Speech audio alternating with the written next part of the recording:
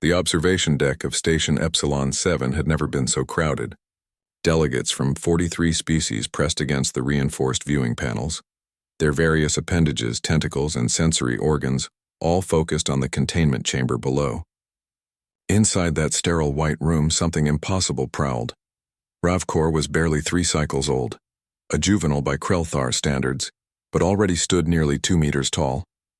His obsidian scales caught the harsh lighting, creating patterns that seemed to shift and writhe across his muscular frame. 4 amber eyes swept the chamber constantly, pupils contracting to vertical slits whenever movement caught his attention. The dorsal spines along his back remained partially raised, a sign of perpetual alertness that had every xenobiologist in the station both fascinated and terrified. The sedation protocols have failed. Again, announced Dr. Vexith, her chitinous mandibles clicking with frustration. The Arxian scientist had overseen predator rehabilitation for 2 decades, and never had she encountered such resistance.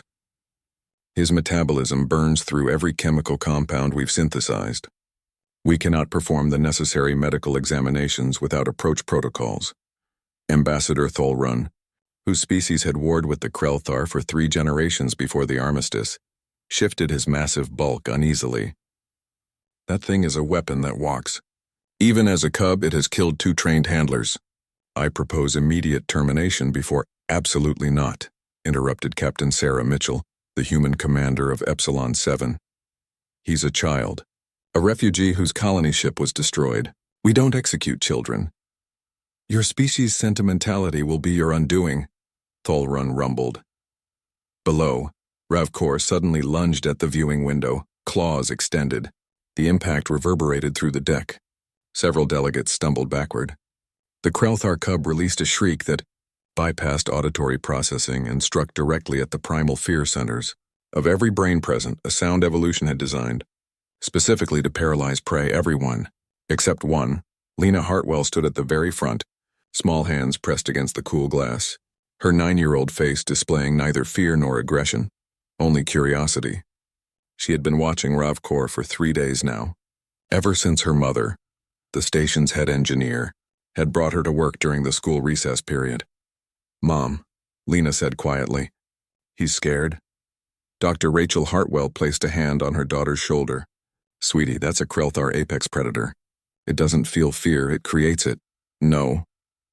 Lena shook her head, auburn curls bouncing. Look at his spines. They're shaking. Dr. Vexith's compound eyes rotated toward the child. Impossible. Dorsal spine tremulation only occurs during territorial defense against superior threats. Her mandibles froze mid-click. But there are no superior threats to a Krelthar in this facility. Everything's a threat when you're alone, Lena said simply. Captain Mitchell crouched beside her daughter. What do you mean, honey? He doesn't understand where he is. Everyone's afraid of him, so he's afraid of everyone. It's like when I started at the new school on Mars Colony, and nobody would sit with me at lunch because I was different. Lena looked up at her mother with those unsettlingly perceptive brown eyes. Can I go down there? The observation deck erupted in protest. Ambassador Tholrun's bellow shook the bulkheads. Dr. Vexith's translator struggled to keep pace with her rapid-fire objections. Even Captain Mitchell was shaking her head emphatically. Absolutely not. Lena, I volunteer, Lena interrupted, her voice cutting through the chaos with unexpected firmness. Isn't that what you always taught me? That humans don't abandon those who need help? Rachel Hartwell felt her heart clench.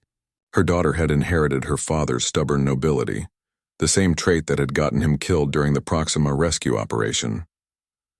The child speaks wisdom beyond her years, said a new voice. Ambassador Crix of the Luminar Collective glided forward, her crystalline form refracting light into prismatic patterns. Perhaps human intuition perceives what our instruments cannot measure. I support her proposal, with appropriate safety protocols. 30 minutes later, Lena stood in the airlock, wearing a lightweight emergency shield belt that would activate if Ravkor attacked. The device felt heavy around her small waist, but she didn't complain. Through the transparent barrier she could see him, coiled in the far corner, every muscle taut, 4 eyes tracking her position. The inner door hissed open. Ravkor's shriek split the air immediately. Lena felt the sound try to burrow into her brain, urging her to flee. She acknowledged the fear, then set it aside. Another technique her father had taught her before he died. Fear is information, not instruction. She didn't approach. Instead, she sat down cross-legged just inside the doorway, making herself smaller, less threatening. Then she did something that made every observer hold their breath. She started humming.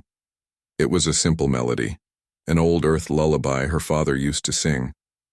Lena's voice was young and untrained, but it carried something that transcended technical perfection. Genuine emotion, unfiltered and sincere. Ravkor's shrieking faltered.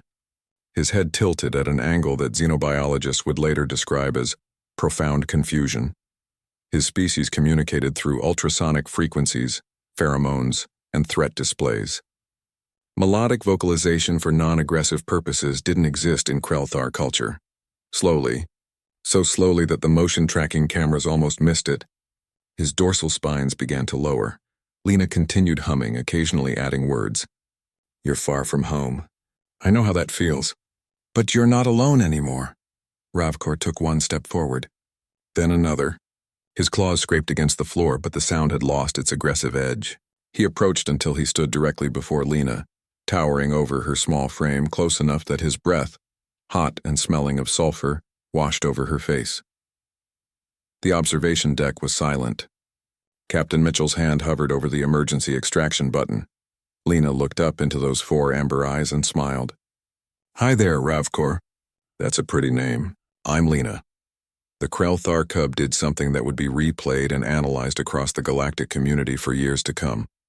He lowered his massive head and gently pressed his snout against Lena's outstretched palm. A sound emerged from Ravkor's throat. Not a shriek or growl, but something softer, almost questioning. Lena laughed, and the sound seemed to calm him further. "See?" She called toward the observation window, her hand now scratching beneath Ravkor's jaw ridge where the scales gave way to softer hide. He just needed a friend. Dr. Vexith's scientific instruments recorded unprecedented changes in Ravkor's biochemistry, stress hormone levels dropping, neural patterns shifting toward juvenile socialization modes. The data was extraordinary, but what the instruments couldn't measure, what perhaps only humans truly understood, was simpler and more profound. Sometimes courage isn't about being unafraid. Sometimes it's about being afraid and choosing compassion anyway. Ambassador Thalrin watched the impossible scene below and finally spoke. "Perhaps there is something to be learned from human foolishness after all." Captain Mitchell smiled, tears streaming down her face. "We prefer to call it hope."